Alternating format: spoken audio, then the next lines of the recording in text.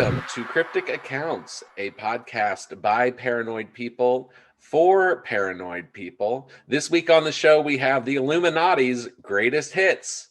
And I'm your researcher for the week, Dennis Cheney, joined by the show's malevolent leader and co-host, Patrick Ryan. How are you doing, Patrick? I'm good. Thank you everybody for being here. Like, rate, subscribe. Do that for us right now. We love you. We're seeing all the new people come on every week, and we love it. Short and to the point, but That's right. yes, we want you to do that. Patrick, have you ever heard of the Illuminati? I have. We've talked about them some. I know. I'm just kind of being a goof. I Hey, like that we're doing the greatest hits. Like the band's back together. You're gonna play all the hits. it is. It's actually a really good book. It's by Frank White. It was just published not that long ago, I think 2014. And it's entitled The Illuminati's Greatest Hits, Deception, Conspiracies, Murder, and Assassination. Mostly it's about murder. It's a pun. It's their greatest hits. Get it? Okay. Yeah, All right. yeah.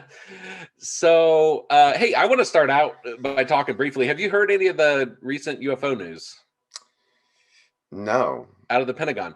So it appears that they've already completed that report they were supposed to get done by the end of June. Yeah, I have. I didn't hear anything else about that. Really. Have you? Have you seen this report? No, nobody's seen it, but the New York Times reported that it's going to say, and this is so disappointing, and maybe this isn't true. Maybe this is to like prime us to actually be shocked or whatever, but it's going to say that they have no evidence that it's aliens, and Okay. and they have no evidence that it's not China or Russia. So basically the report is as useless as it's as worthwhile or as useless as all these clips we've been seeing. The clips of the story. That's the whole story. They're not going to Yes. fess up to anything. No, so yeah, okay. So we're just gonna full on say, well, we don't know what that is, but there's some Yeah. stuff that we don't know what they are, some UAPs flying around, but it might be the Russians or the Chinese. I don't Yeah. know. It was so disappointing. I heard there's I even did going to be I did hear all that. I thought there was something else like I had missed. no, I just find it so upsetting that I had to talk about it. They also there's going to be a segment where they say we're not 100% sure, but we're pretty sure it's not us, as in the United States government, Duh. I as in mean, the Pentagon. But they're not even 100% sure that it's not us. They're just like pretty darn sure it's not us. What is going on in the Pentagon? Like, what else do we have to read? We say, hey, there's these things that are flying over our airspace, and the best they can do is we don't think it's us, and we can't say it's not aliens, and we can't say it's not anybody else. well, I mean, you know what? After like researching like Operation Gladio, like maybe they have like secret science groups that like have been are now funding themselves like selling cocaine somewhere or something. I kind of get that vibe because how can you not say with 100% certainty if you are the Pentagon, it's not us? I mean, do you call somebody at the National Reconnaissance Association and be like, "Hey, do you guys know anything about It this?" They're sounds like, "We like don't have to that. tell you anything." It sounds like the dorks who got assigned to write this report have to like call up the cool kids at like all the real secret agencies and be like, "Hey, like UFOs aren't you, right?" And they're like, "We don't think so, Brad." And Brad's like, "Okay." Like I that mean, kind that of does makes kind me of feel seem like like what happened here. right. And not that I think it is us. I think some of them might be us. But I kind of think the triangle crafts might be us. That or it's But Marconi coming from his volcano base yeah, that's true. or his generations since then. That's true. I mean, by us, anytime I say us, I guess in this context, I'm talking about like the United States Yeah. Pentagon. Yeah, So we should be clear about that for international listeners. the fact that they can't be entirely emphatic that that's not us is a little disconcerting. Um, Yeah. but it appears we're not going to get anything. We'll wait. We'll wait. It's still going to be a week or two before we, I guess, get access to this thing. So, This is really um, weird. Like, why show us a bunch of video? I just okay. This is so weird. Like, it's not haphazardly happening. There's a plan. it's gaslighting. Maybe. They're trying to make you hang on every drip and drop of information from them, and they're trying to establish we're in control of what's happening here. And this big 180-day countdown that it looks like is going to end up with we don't know. I don't know. I see it as very, you're not going to speculate. You're not going to say, here's the odds that it's this versus that. Like, surely they're thinking about that on the inside. Yeah. I don't know. It's just disappointing. I just wanted to bring that up. I don't have any stories or anything, but anybody who Googles this Pentagon report to the Senate, I think it's the Senate Intelligence Committee, can find this stuff. So, Well, let's talk about some happy, feel-good Illuminati murders now. yes, let's talk about that. Just bring the show up a couple beats. So I'm going to give you an Illuminati primer. Again, this is from Frank Wright, an author and researcher who's written a few stuff about the Illuminati, also some stuff about 80s rock bands, if I'm finding the correct author here on Amazon. It's a good book. I got it because of the pun, and I got it also because when I reviewed the chapters, it goes into a lot of stuff that we've said we're going to go into. For instance, we did that episode on Albert Pike and the assassination of Kennedy, of Lincoln. We talked about the assassination of JFK. We've also brushed on the idea that the Titanic might be an Illuminati thing, and this goes into a lot of that. And this might not be the first time I dive into this, but I just chose the ones that interest me first. So I'm going to give everyone an Illuminati primer. According to Frank White, the Illuminati is a series of 13 interconnecting bloodlines that are in a quest for world domination. That's what it's become. But it was actually founded in May 1st, 1776 by Adam Weishaupt and funded by the Rothschild family, who's a banking family that I believe started their banks around the 1740s and became extremely successful. They were by far the most richest people in the world in the 1800s and into the 20th century. Weishaupt was born Jewish, but became a Roman Catholic Jesuit priest and professor of canon law later in life. And I kind of get the vibe that he did this to infiltrate things that he could not as a Jewish person, because he was not any of that very long before he left the church to form the Illuminati. And this is all mainstream history. I was like checking all this on like Wikipedia and Encyclopedia Britannica and stuff. Yeah. So he was a Jew who joined the Roman Catholic Church, who left to form the Illuminati, which means the enlightened ones. Obvious career path. You see it time and time again. Yeah, that's a total typical career path. Jesuit priest to culty kind of secretive group leader, former. And it kind of seems like this is also known as the perfect ones originally, but then he changed it to enlightened ones, which is how we get the word Illuminati. I felt the perfect ones were a little too braggy. Yeah, we're smart. We're not perfect. Is basically what he's going for here. And really from like the official history, like more than any other chapter, I read the whole book. I'm only doing about a third of the chapters because there's a lot. And this first chapter, the introduction where he gets into the history, I was like really fact checking that, because there's all this like anti-Semitism stuff about the Illuminati and stuff. And I'm like, okay, is this true? You know? Yeah, that's what's like, yeah, when I've looked into the Rothschilds specifically, like, for conspiracies that are connected to them, it always ends up in very anti-Semitic stuff. So it's kind of been a hard one to work with. It is hard, and I will say this, and I'll keep going back to this. The Rothschilds are going to come up a lot, but I can confirm that regardless of people's sway with the Jews, or Jewish people, as I'll call them, they were incredibly wealthy, very fast, and for a very long time. Yeah. They had an immense amount of wealth, and for some reason, this guy.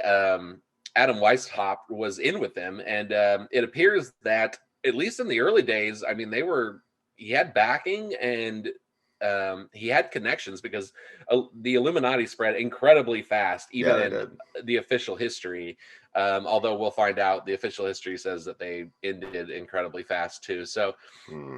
He originally created the Illuminati with the goal to create a perfect world free from the influence of Christianity. And of course, it was clandestine from the beginning, with members taking oaths of allegiance and secrecy. Now, so this was founded in 1776 in Bavaria, which is Germany. But in 1784, the leader of Bavaria, Karl Theodor, discovered this plot. He banned the Illuminati because they were anti-monarch, along with any other secret society. And Weishaupt was forced to flee the country on horseback.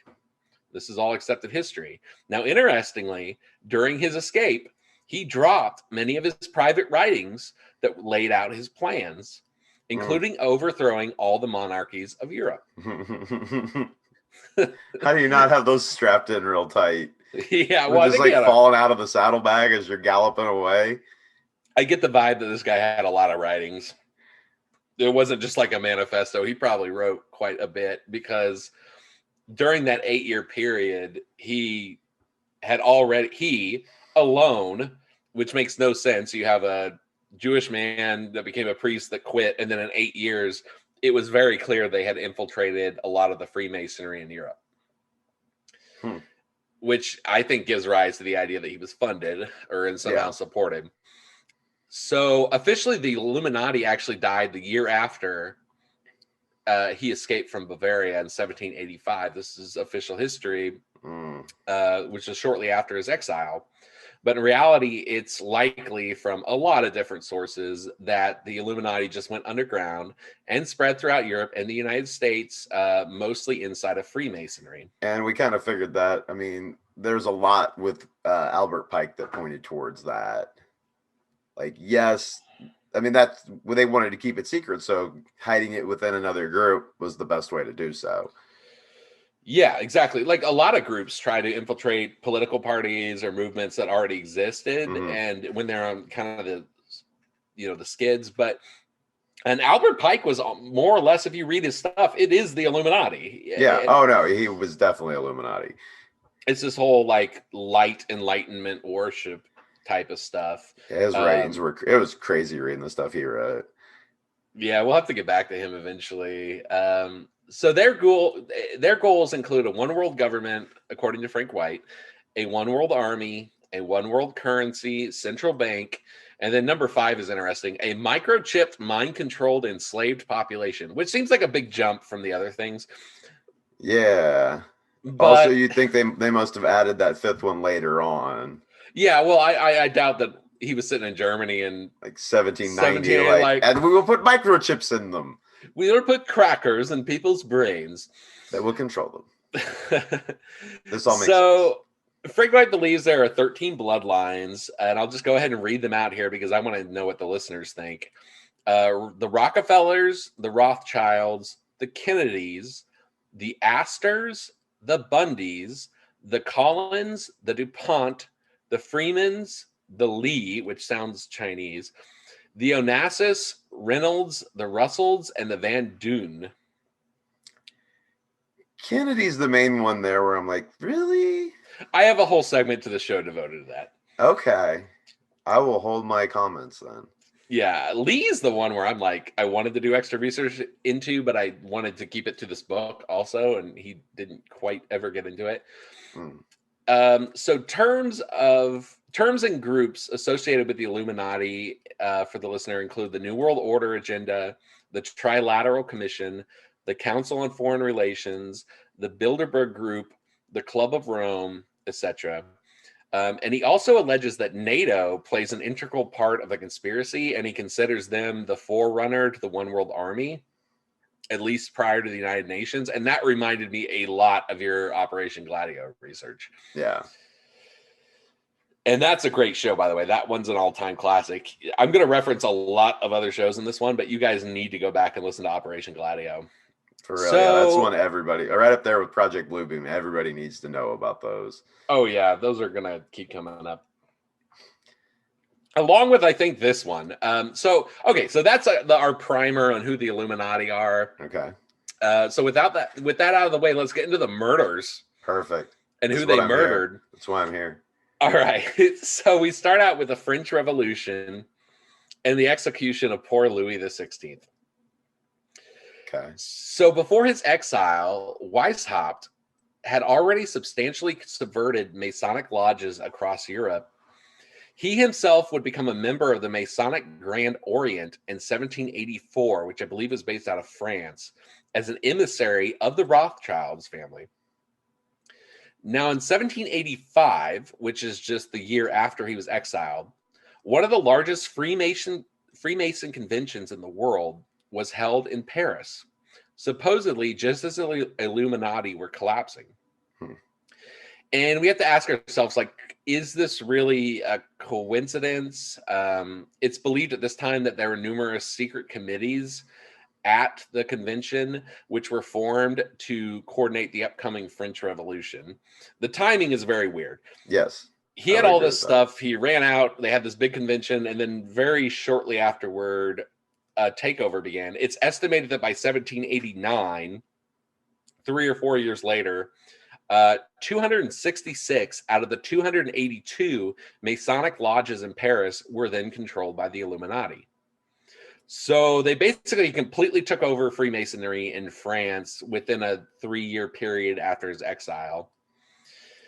And he became a member in that year, 1789. So Frank Wright believes that Louis XVI was basically being very misunderstood in his own country, along with his wife, Marie Antoinette, around this time. And I'll just give you a taste of what's to come. It looks like the global domination plot, or at least the plot to take over Europe, was like in full hatch the minute he got kicked out of Bavaria and then needed to move. And it looks like one of the reasons he might have went to France and started this convention was they saw France as maybe like the weakest link at that time, because Louis XVI was not very popular. Yeah, so it'd be easy to rile people up and get them to kind of turn in the direction you're wanting to go with this secret group. Right. And for those of you who think that the Revolution in France was just a French thing, he gives a lot of really convincing historical evidence that it was just the first domino that they meant to fall on a much larger thing. So the reasons why they might have picked France is that rumors at this time, as well as history today, kind of paints Louis XVI and Marie Antoinette very poorly. They paint them as like cruel. They paint both of them as kind of stupid, and they also paint the economy at the time as being in like very dire straits. Marie Antoinette's obviously famous for saying like "let them eat cake" or whatever. Like, everyone's dying, but I'm rich. And in fact, that quote is actually almost universally understood to be fake. Yeah, and basically made up by the Freemasons who were starting the revolution. And when you actually study French history, it seems that Louis XVI was actually a pretty good, well-meaning ruler. The rumors that he was stupid were basically based on the fact that he had very poor eyesight. He was basically legally blind for the time with no way to deal with it. So he would always have to have people come like very close to him to see him. And sometimes he wouldn't recognize people when they came in the room. And this would just like cause rumors and stuff. And he was also very shy. He didn't like public speaking, but like when he was with you, he could speak very well. His wife was also Austrian, so she was an immigrant. And she was seen as aloof, basically because she didn't speak French very well.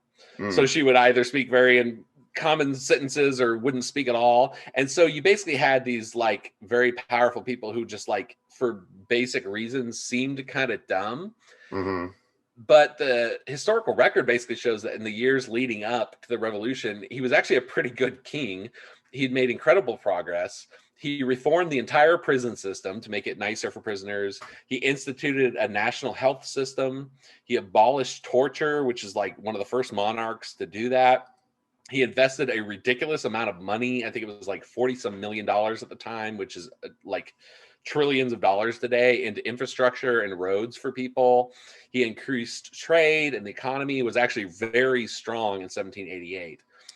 Yeah, he sounds like a terrible person. Yeah, he sounds like a shy guy who's doing like really good at his job, basically. Oh, got to be that cult of personality for the masses, though. Yeah, and they got it. They got Napoleon eventually, but it was a long road to it. So to make matters worse, basically, there was a very freak weather event in the July of 1788, which set the whole thing going to flames. There was this massive storm that sent hail and heavy rains across France, destroying the grain and grape harvesting across wide swaths of the country. And to make matters worse, this weather event was so extremely rare that it actually froze parts of the English Channel, making it hard to even get bread from Europe. Weird. Or from England. And this is where the whole let them eat cake rumor was started by the Illuminati or the Freemasons. There's actually no evidence of her saying it, but it was when people didn't have bread that they started circulating the rumor that she's going around saying let them eat cake. And it's just a complete lie. So without getting too much into the history of the revolution, despite how we feel about monarchy today, obviously, I'd rather France be free than have a king. White really does make a good case that the lead up to the actual French Revolution in history really was based on a number of very carefully coordinated Illuminati lies. The revolutionaries, of course, had their famous goals of liberty, equality, and fraternity that we hear about today. But they also had the ends justify the means mentality to the extreme. Do you know much about the French Revolution, Patrick? Probably not as much as I should. It parallels Hitler to a great degree. I'll just come out and say it. It's pretty nuts. Well, I knew it got really bad, but I don't know what crazy details you're about to tell me. It started out as just straight up propaganda. They were targeting the royalty. At one point, prior to the revolution coming, the aristocracy that was part of the movement basically started issuing fake royal decrees that were complete with like fake stamps of the king, saying that it was okay to burn down castles and steal from the upper class. Wow.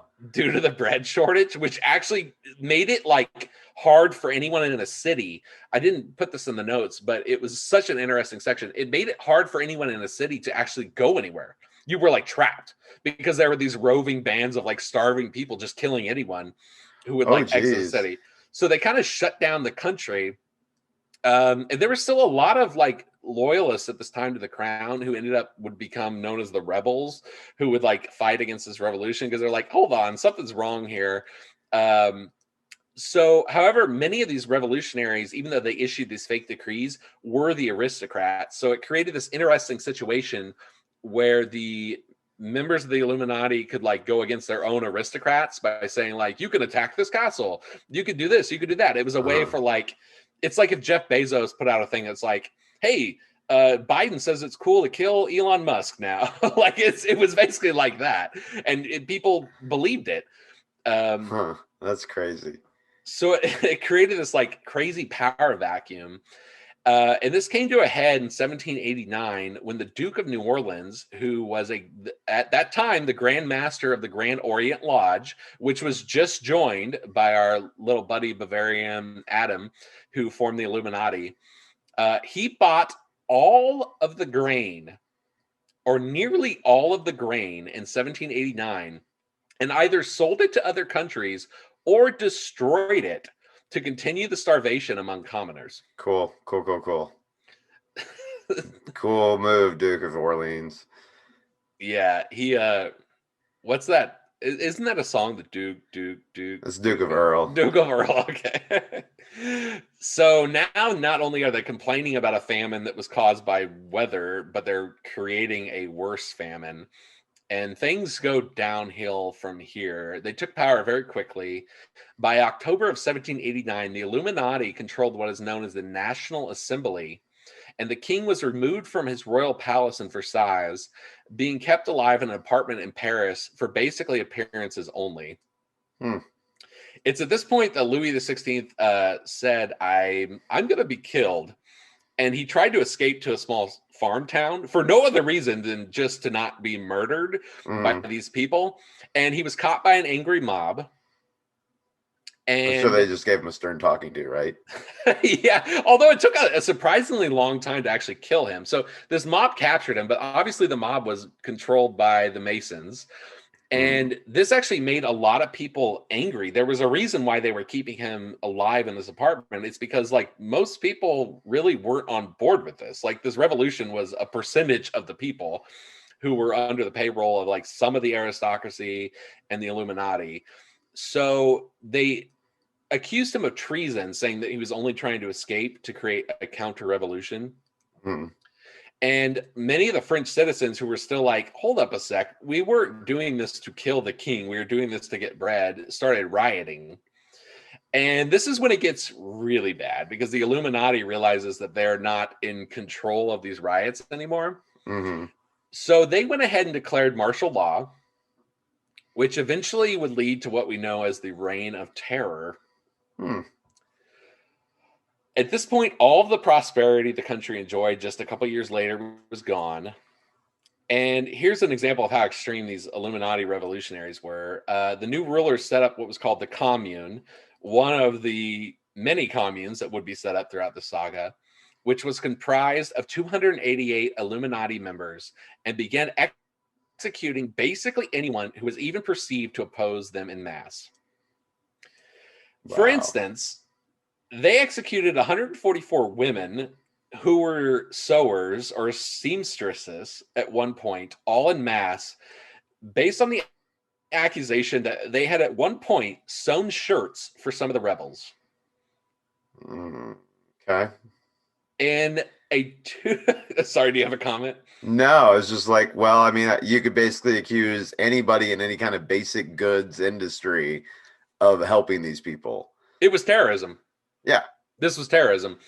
So, in a two-day period between September 2nd and September 4th of 1792, the Illuminati executed over 280 or 2,800 people, including clergy members whose only crime was not leaving the country when they were commanded. Wow. All of this happened without any proper trial or tribunals, despite them like officially issuing a thing that they're going to have freedom of trials, basically, by the revolutionaries. And they also started turning on their own, and they shut down in the late 1780s all but 12 of those 280 some Masonic lodges, to include only the most loyal Jacobin Masonic lodges.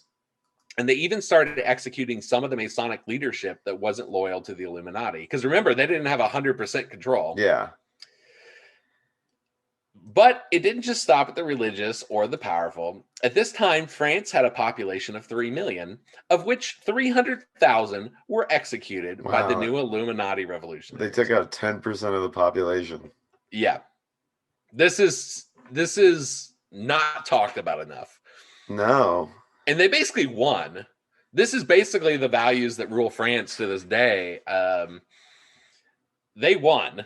They just killed everyone in their way. There's some argument about whether Napoleon was the end to it or whether he was like the next face of it. But here's where it gets weird. So after they killed 10% of the French population, tried to run out the church, etc., France almost immediately declared war on its surrounding nations. Okay.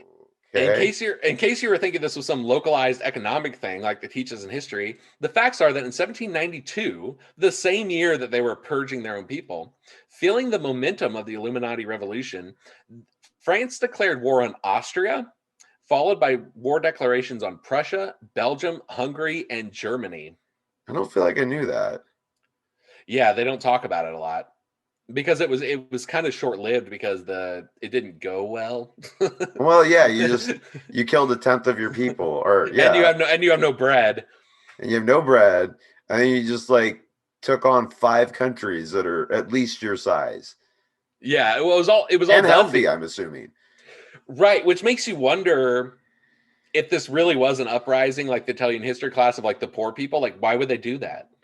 Yeah, that doesn't make that part doesn't make any sense for hungry poor people to now try and take on all their neighbors, basically. No, it's because this was immediately fomented by the Illuminati once he was exiled to France. So at this point, France was in essence just the first stepping stone to a total European Illuminati takeover. In 1793, a year after they started these wars, Louis and Marie were executed by the revolutionary tribunals, and they were not very fair trials. Marie Antoinette was accused of like ridiculous stuff, like having orgies and stuff at the palace. It was just like anything that would make the crowd mad. Mm-hmm. It wasn't actually, they had very little as far as like, you hurt us in this way, because it was a storm. They were good leaders. I mean, like you could say I don't want a king, but like they were good for what they were meant to do, and most people still supported them. So the next few years were not good. The country's debt was so high that it equaled 40% of the entire amount of gold produced in the 18th century. Wow. Wow. I know we talk about the U.S. debt being high, but That's imagine saying the U.S. debt represents 40% of the world economy is basically what was going on. oh yeah, that's rough. It Yeah. was, yeah. But keep it, how could you rack up, how could a peasant's revolt rack up that amount of debt so fast? Well, they're taking on all those 5 countries. Remember, that's not cheap. Yeah, but where's the money coming from? Well, You have to have a debtor to have debt. You can't just be like, I'm poor, I'm in debt. No, they're two different things. yeah, somebody's Somebody, financing that. somebody to the tune of 40% of the world's economy was financing this. And basically, the only people, I mean, this isn't even a conspiracy theory, the only people that could even have that money were the Rothschilds at this Yep. time, is the argument. So hunger continued. At this point, 1 out of 5 people in Paris relied on begging for a living, despite all their progress just 10 years earlier. And the new government focused more and more on harassing churches until eventually Napoleon took over in his coup of 1799. Now, there's argument about whether or not Napoleon was like their next phase to transition them into democracy. And there was a lot of interesting little tidbits like in this chapter. For instance, Frank White says that the Illuminati created the right versus left, like false debate we have all the times in politics. Mm-hmm. At one point during the revolution, they literally set up like a Congress inside of an old horse stable, and they said all the conservative people have to be on the right, and all the Illuminati members have to be on the left. And this was like the way they branched out the Freemason stuff. So there's some idea here that like democracy, I don't know. I would like to interview Frank White, but there's some idea he almost seems to have that this whole idea of like what we consider like the normal political stuff was like created during this period. Okay. All right, so that's the story of the French Revolution and the 10th of a country that they murdered before starting an unsuccessful European invasion before Napoleon and Hitler. And I feel like we don't talk about that enough. No, we don't. Good times. So I then skip to the point in the book about the assassination of Abraham Lincoln. Yeah. This is something we've touched on before. Yes, we touched on it in our Albert Pike episode, which it's a 2-parter. Everyone should go back and listen to. I'm just loving your work, Patrick, when I say that. Thank because you. you did a great job and everyone should go back and listen. So Lincoln, of course, needs no explanation. If you're listening overseas, which is happening more often, thank you. He was the 16th president of the United States. He won the Civil War. He signed the Emancipation Proclamation in 1863, which freed most of the slaves. And then he helped push through the 13th Amendment, which made slavery unconstitutional shortly after that. He was assassinated by John Wilkes Booth, of course, an actor and a Freemason, on April 14th, 1865, while watching a play at Ford's Theater in Washington, D.C. But did you know that shortly before his assassination, in a statement to Congress in 1865, Lincoln is quoted as saying, quote, "I have 2 great enemies, the Southern Army in front of me and the financial institutions in my rear. Of the 2, the one in my rear is my greatest foe." I have heard that before. You have heard that. Okay. Yes. Yeah, I figured we've read the same stuff. Yeah, I don't think I covered it on the show at all, but I know I've heard that before. That was probably in War as a Racket. Possibly. Yeah, it could have been. So White That's a basically, good book. If he hasn't read that, old Smedley yeah, Butler. we should do that at some point. Smedley Butler. Call back to previous episodes, the plot to overthrow FDR, which I think was like episode 6 or something like that. Yep. So now Frank White believes that the Civil War was partially about slavery, but also about the international banking system.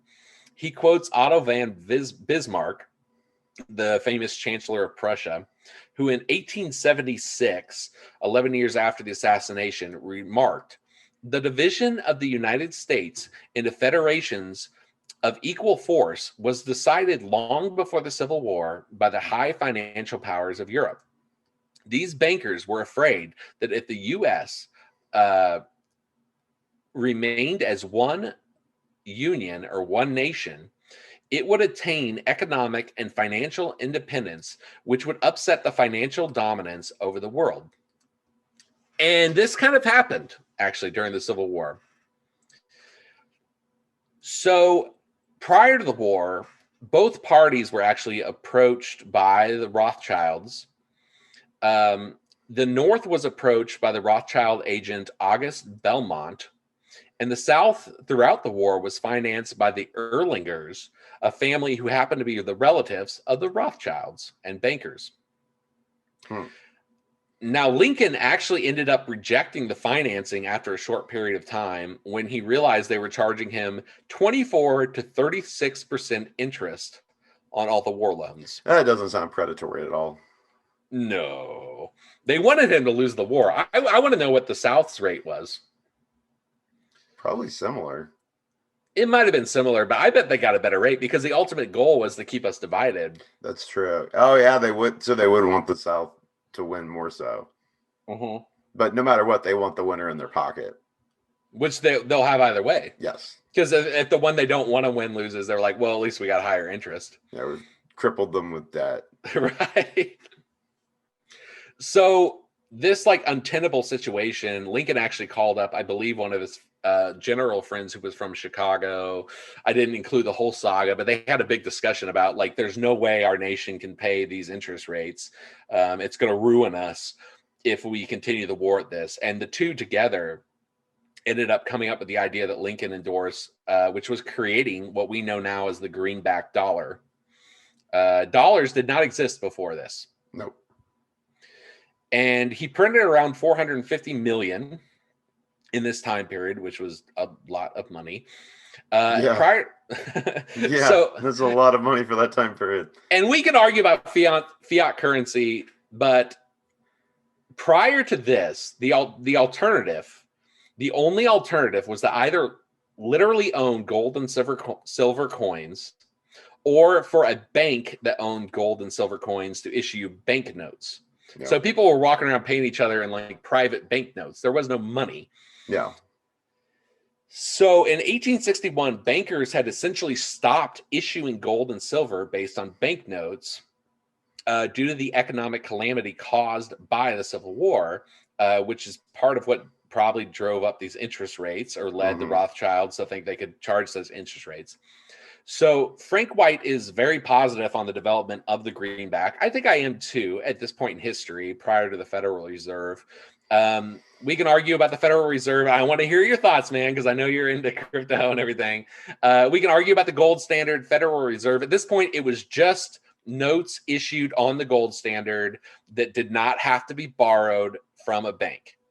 And this was seen at the time as a democratic revolution and a huge advantage for people. For instance, an editorial in the London Times was very against it, and their arguments stated such things as, quote, it would allow the U.S.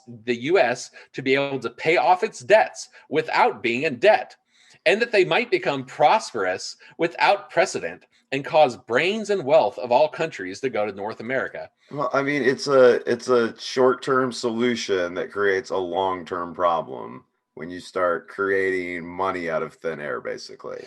Well, at this point, it was not out of thin air. It was based on, it had to be backed by gold at this point. So they're borrowing gold. It had to be backed on what gold they had. Okay. Is my understanding. Or gold they borrowed and paid off. It had to be based on what is in your possession. It's like borrowing against your own house as opposed to going to payday loans. It's not perfect. But it's not the Federal Reserve. It's something in between. Literally all your money has to come from a banker overseas versus all your money has to come from a banker in the country. It was something in between where you say, okay, but what I own, I can issue currency based off of. Yeah. Which had never been done before. Okay. So that I don't have as much of an issue with, I guess. Like basically we're issuing notes on Fort Knox. That's exactly what it was. Okay, then that's fine. So that because prior to this, that had never been done. Every note issued had to be from a private bank. You're creating more liquidity out of assets that would be harder to move around, which, yeah, Exactly. to tie it back around to what you wanted me to comment on. Yeah, that's kind of what we're doing with cryptocurrency right now. Exactly. That's what Lincoln was doing. That's what Lincoln was doing.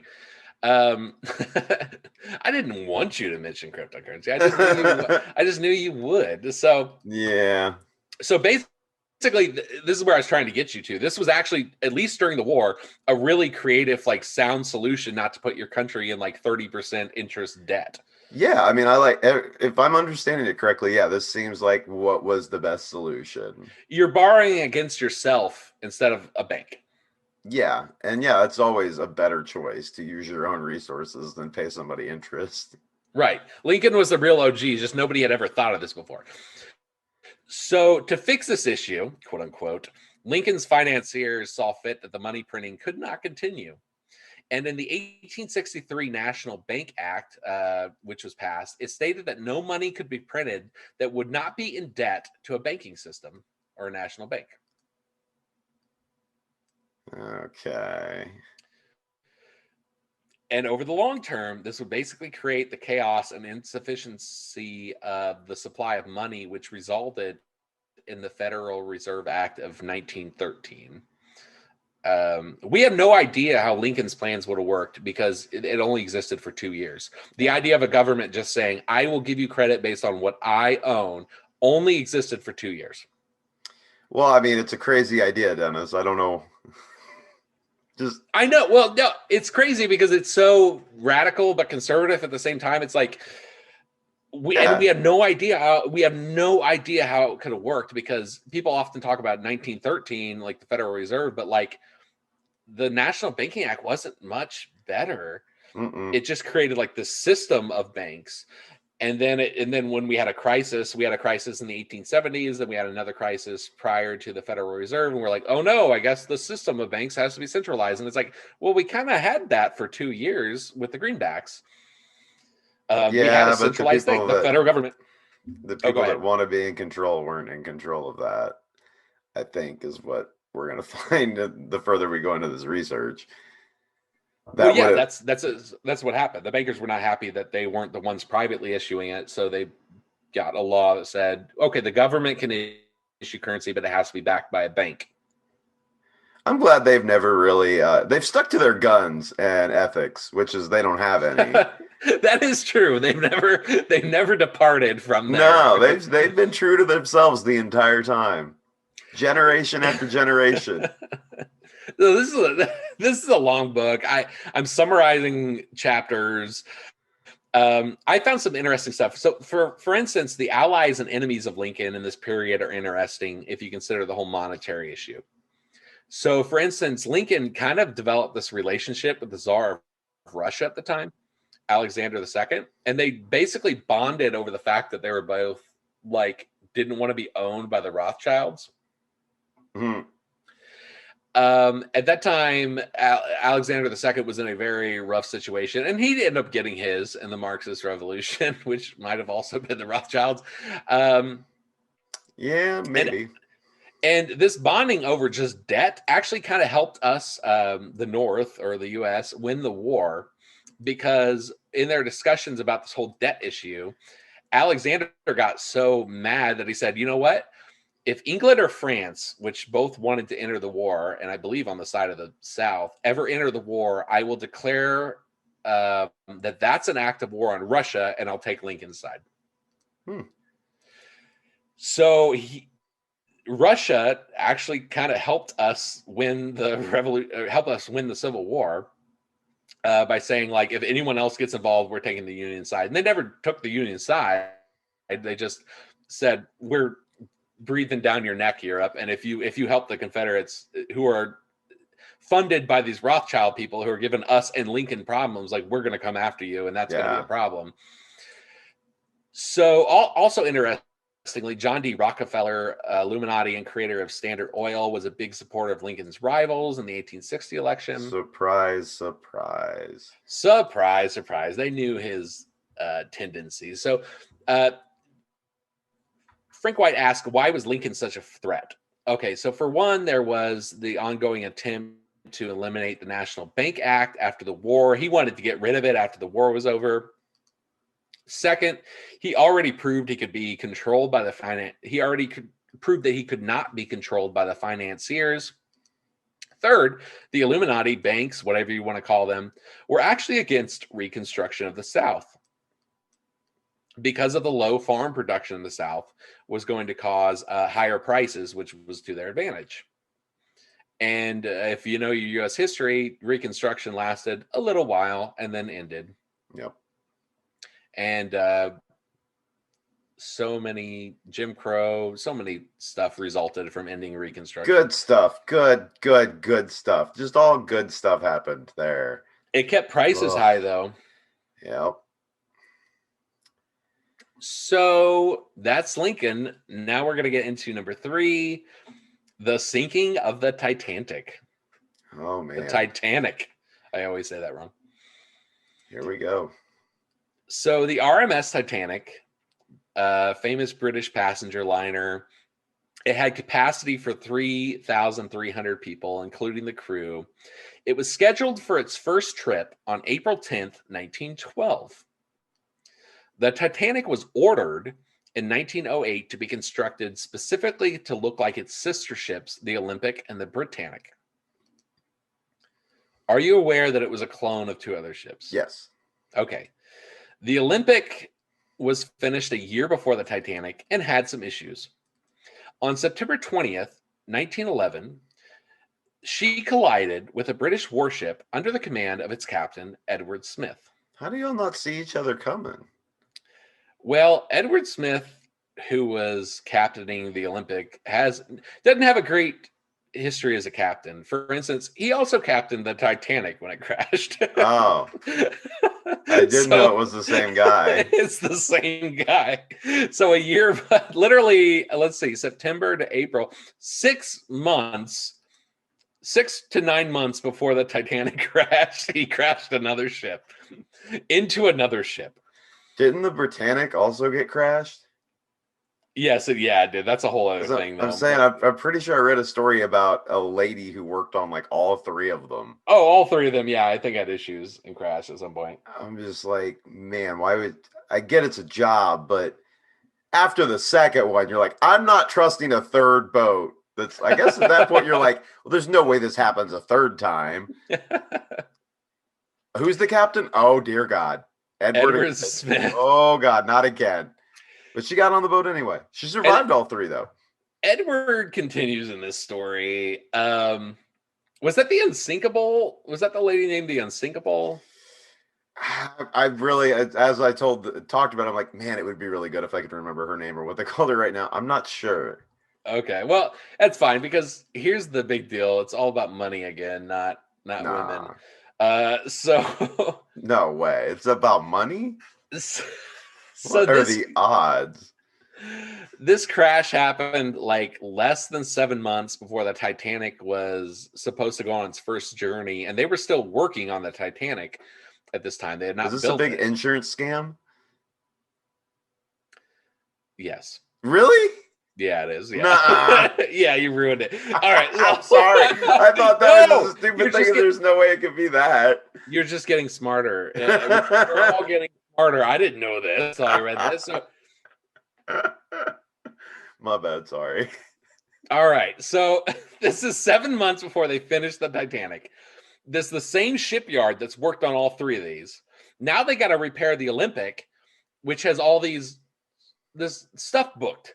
And they're like, okay, we got to finish this one or we're going to lose a bunch of money. And we got to repair this one or we're going to lose a bunch of money. And everything's in the world's run by tightwads. That means anything, right?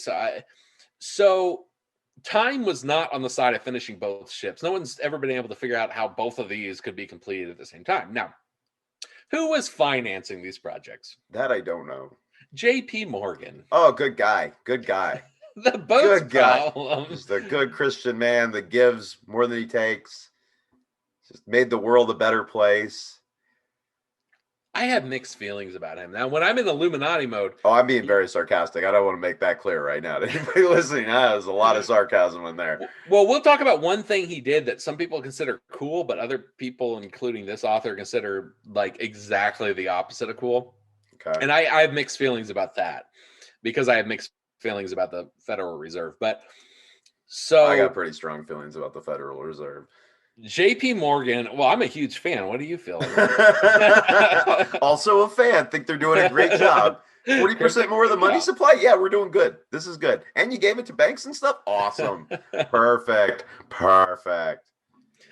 So JP Morgan was actually the contractor of these ships. He's the owner of the JP Morgan Chase Bank, obviously, and also that's Illuminati controlled, if you know your lore. He was so powerful, and this is where I get into the controversy, where sometimes I'm like, well, that was kind of cool. He financed and directed a banking coalition that quelled the panic, which we would now call a recession of 1907. And this was an engineered economic panic across the US, resulting in runs on banks, which he basically quelled by like convincing he and his friends gave a bunch of money to the government. They did the thing we always wish they do. He just gave a bunch of money to fix it. He said, "You needed a bailout? We got $700 million. Here it is." But he and charged them interest or something, right? Like they just did it. No. In this instance, he just stopped the recession by giving the money. And that's why sometimes I'm like, oh, it's kind of cool. But also, he was Are you going to tell me something evil about this thing that he did before I'm like, yeah, that's a good move that he did? Are you baiting me right now? No. By all accounts, it was a very good move. The only question is like, why did that start to begin with? And was that something he purely did out of the kindness of his heart or out of patriotism, or did he do it with plans that like this will never happen again and we need a Federal Reserve? That's the question. I lean towards that second one. There's definitely none of them do anything that doesn't somehow have it. They're not charitable people. They get something for it. The government owes them. Like, that's the big thing is like if you bail the government out, like the government's kind of in your pocket. Like anytime you're like, you should do this, like, no, we shouldn't do that. It's not good for America. Remember when I gave you like $700 million that I haven't asked about? I hate to bring that up right now. Do you remember that $700 million that I just gave you? Yeah, we're going to do it this way. And it kind of seems like, and I refuse to get too deep into the Federal Reserve in this one because the more I read and the more I've read, that needs to be a 3-parter with us. Yeah, it's a pretty complicated mess. But this happened about 6 years before that. It seemed to be completely string free. He just gave a bunch of money along with his banker friends. But almost immediately after that, they formed the creation of what was called the Federal Reserve Plan, which was this collection of bankers that got together and was like, how do we fix this from happening again? How do we stop the recession from happening again? And it's interesting because... Well, luckily they figured it out and we've never had that happen again. Right. Well, I will say this. We never had pain on the level we had before the Federal Reserve. That's not true. The Great Depression. But I will say this. Great Depressions after the Federal Reserve. The Federal Reserve, though, is exactly what you would create if you're a banker, because without it, your two options are pay a bunch of money or get like pitchforks breaking down your mansion. Yeah. The good old days. And to go into I went into a side research project here. I don't even have links for it, but you know what caused the panic of 1907? What? A bunch of bankers tried to own copper. They tried to corner the entire copper market. So they used up all their money trying to buy all the copper? And then somehow failed and people freaked out. Well, I mean, it sounds like a very rational, healthy plan for the economy. So I don't know why people freaked out. Yeah, I don't know why anyone... Again, very sarcastic if you're not seeing me on YouTube right now. Another fun fact about JP Morgan, he actually had a ticket and was booked to be on the Titanic's maiden journey. Oh. But he backed out at the last second. The bad ones last forever. Well, here's why he probably backed out. Has he heard what happened to the first one? As the story goes, according to Frank White, we have the Olympic getting minor repairs. We have the Titanic, which is going to lose a ton of money if we don't get it finished. We have to do both at the same time. We don't have the time. JP Morgan ordered that they switch the Olympic and Titanic. What? He ordered that they take these two ships that are built to look alike. He said, take all the Olympic stuff, all the name tags, all the plates, etc., take it out, replace it with the Titanic stuff, and issue the Olympic as the Titanic. So the Olympic actually got messed up twice. According to this, the Titanic was the Olympic. That's The what I one that mean. sank. Yeah, and the Titanic became the Olympic. Yeah, exactly. He switched the two. He took the broken car and fixed it, which took less time than creating the new car. And he said, "This is the Titanic now, and now we'll have more time to work on the Titanic." Nice rebranding. He rebranded it without telling anyone, Yeah. and then he did a step further. He entered into a pact with the Captain Smith, who had originally wrecked the Olympic, whose career probably was not going that well, and is thought to be an Illuminati sympathizer. And the two agreed to plan to pretend that the Olympic was the Titanic.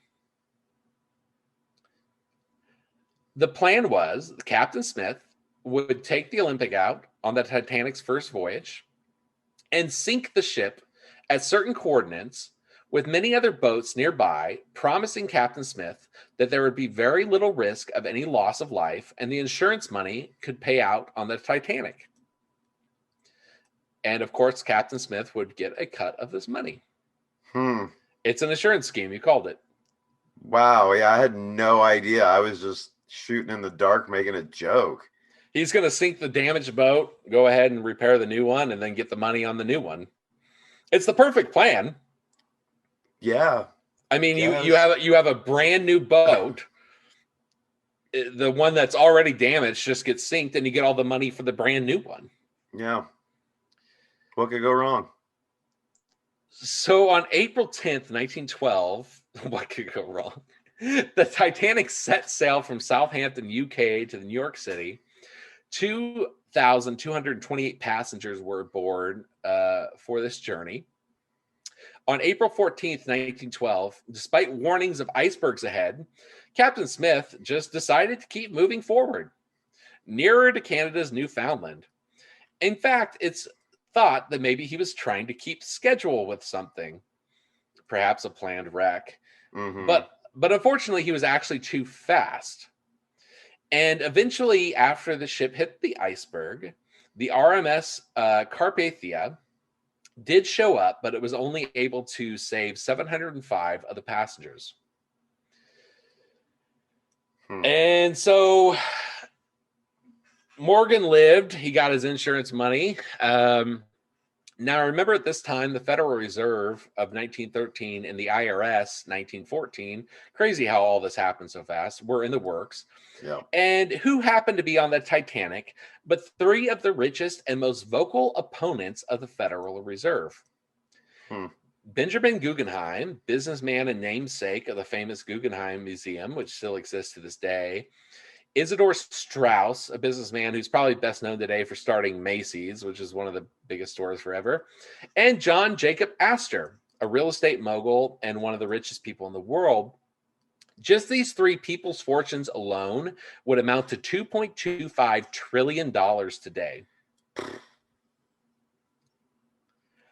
Seems fair. Go on. And it's thought if they did not die in 2012, then in 2013, they would have either been able to stop the Federal Reserve with their own influence outright, or even bail out the economy the way that Mr. Morgan did with his friends in earlier years. They basically killing these people made it necessary to create the Federal Reserve. Another interesting thing, I skipped a lot on this Titanic chapter, but one thing I found very interesting was that there's some research into like what it was like for a survivor. So they crashed near Newfoundland up in Canada and were taken to New York City, which is usually less than a day trip.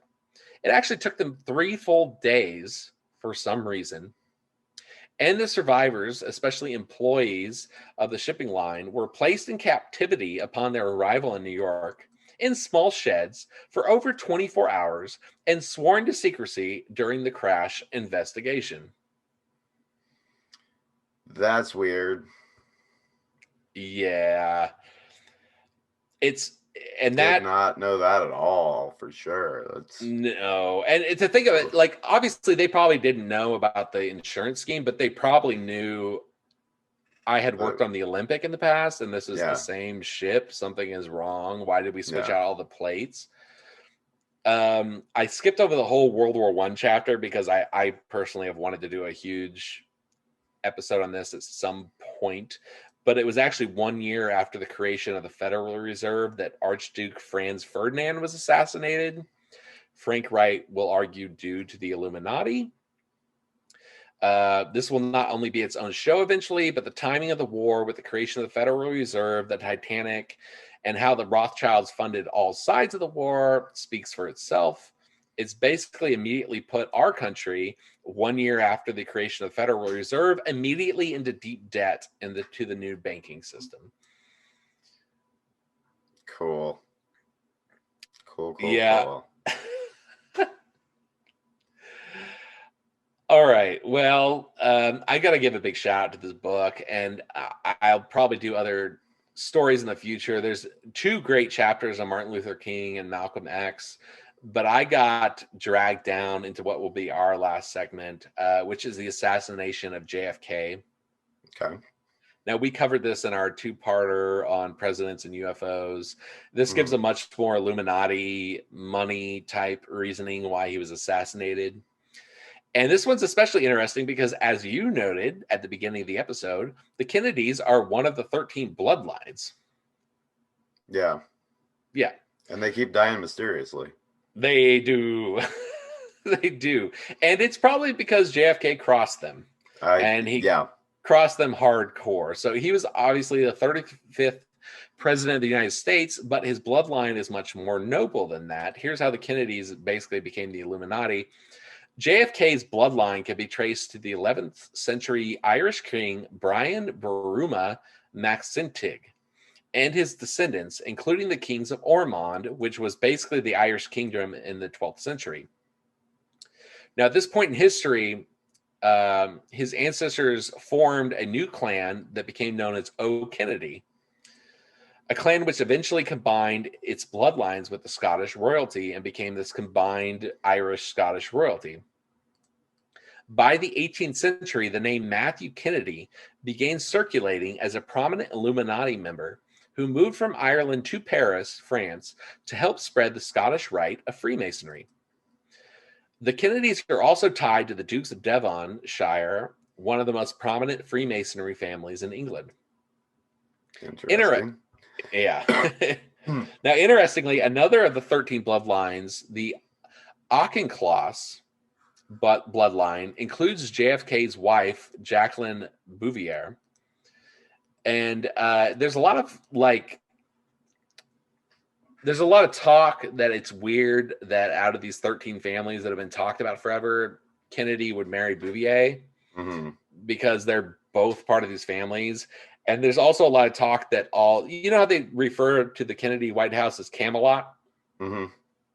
There's a lot of talk that language is basically signaling that we've had this great arranged marriage between our new royalty. And there's just little explanation as to why they would just start calling the White House Camelot around this time.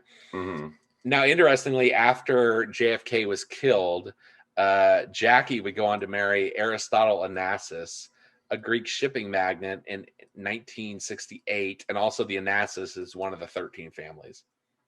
Yeah. So if it was an arranged marriage, it's like she owed them after he died and she had to marry another. Yeah. Yeah. So here's some interesting things I pulled out that we haven't covered yet from the assassination that don't deal with UFOs. Lee Harvey Oswald, the guy who shot JFK, or officially was the lone gunman. He was a U.S. Marine in the years prior to the assassination. And prior to that, he was a radar operator at bases designed for the U-2 spy planes, which was our most advanced spy plane at the time. Now, the official story is that he defected to Russia in the late 50s, early 60s.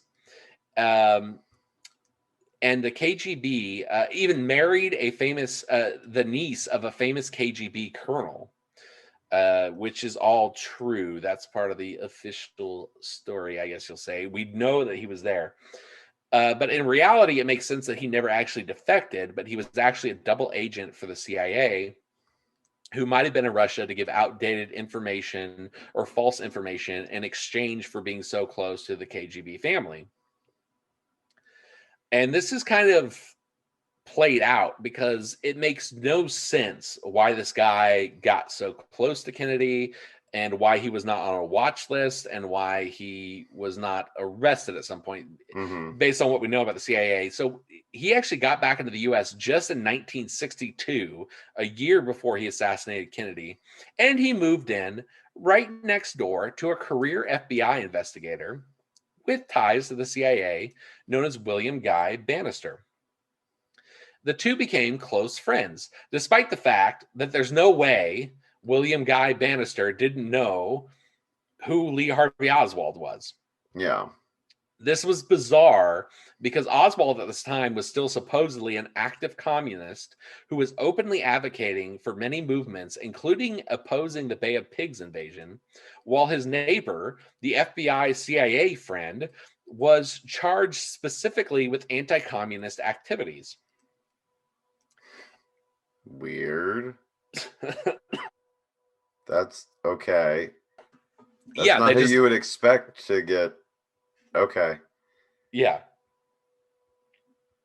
John Alex McCone, who was the CIA director at the time, admitted in a document sent to the FBI on November 26th, 1963, that Oswald was paid $6,500.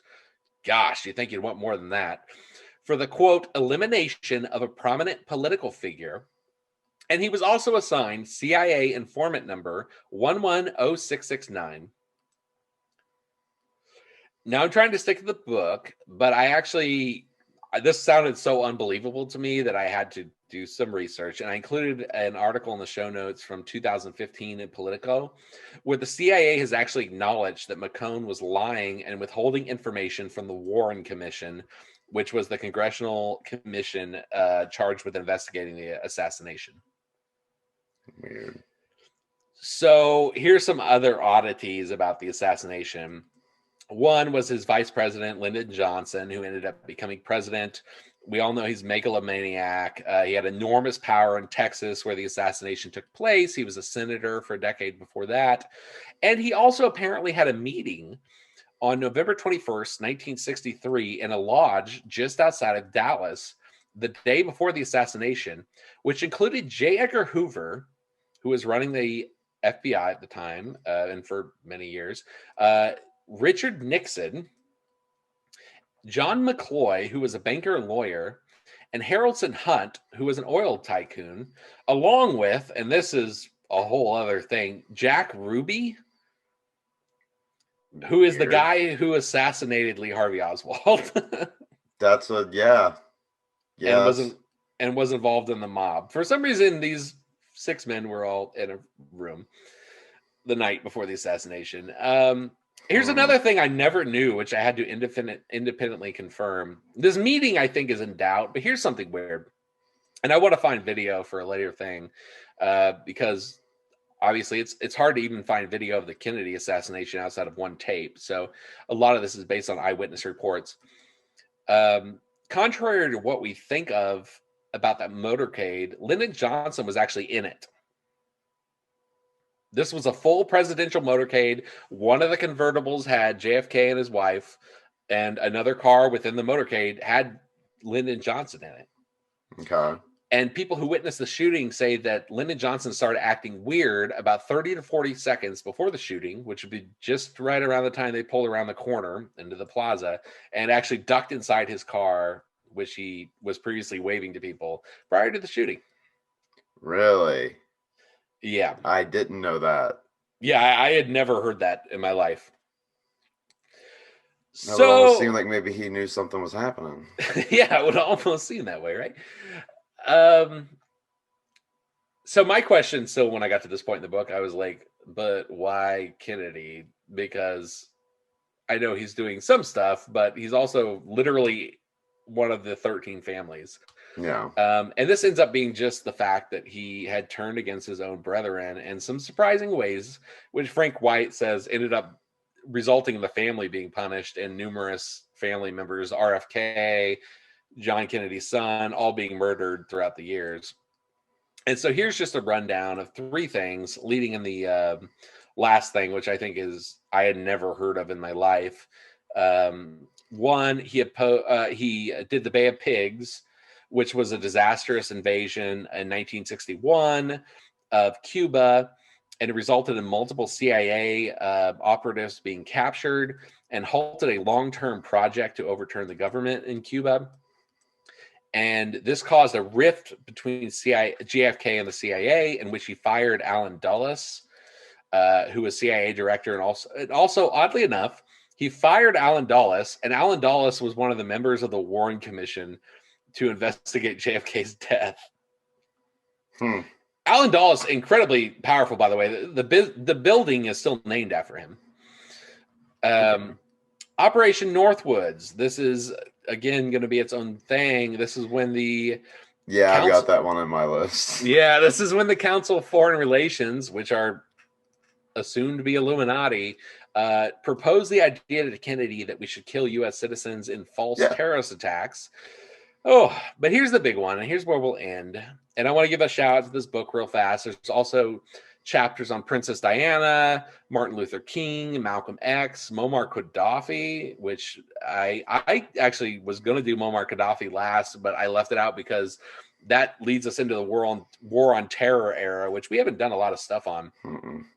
Here's the final thing Kennedy did, which might have ticked off the old Illuminati. He signed Executive Order 11110 on June 4th, 1963, just a few years before he was shot, which changed the note on the dollar, which reads Federal Reserve Note, to read United States Note, and had the eventual plan of abolishing the Federal Reserve.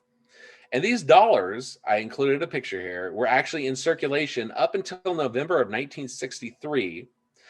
However, Lyndon Johnson signed an executive order to take them out of circulation on November 23rd, 1963, the literal day after JFK was shot. That was on his mind. A president was shot. He was sworn in. One of the first things he did was take these dollars out of circulation. And I included this here. These were only in circulation for 3 years. They, up in the very top, they changed Federal Reserve Note to United States Notes. And these, since Lincoln, had not existed. We had 2 years during Lincoln and like a year or 6 months during Kennedy, where we issued notes on our own currency, and both these dudes got shot. Yeah, I'm sure that's just a strange coincidence. There's probably nothing to that. No. Enough said, obviously. Enough said. Obviously, all of this is a big coincidence. I highly recommend this book. I had fun researching it, and I hope you enjoyed it, man. Do you have any questions? No, I don't know what I need. Probably a shower. Tuna sandwich, nice shower, warm glass of tea. Yeah, this is added a lot of details to things that I was already kind of upset about. So thank you. Thank you for that. Good research. You're welcome. This book does sound very interesting. I think I'll probably end up picking it up as well and giving it a read. Do so. I got into a little less than half the chapters, so there's a lot about South America. Yeah, I just sectioned all that out for a later. Yeah, so maybe you can do that at some point. But well, I appreciate it, and thank you, Patrick. I appreciate you all listening. I hope that you're as sad as Patrick is. That's my goal every week, or at least some weeks. Write me a comment about how sad you are. Yes, tell us how sad you are, or how much you enjoy this. Both. Or how much you already knew already. That's true.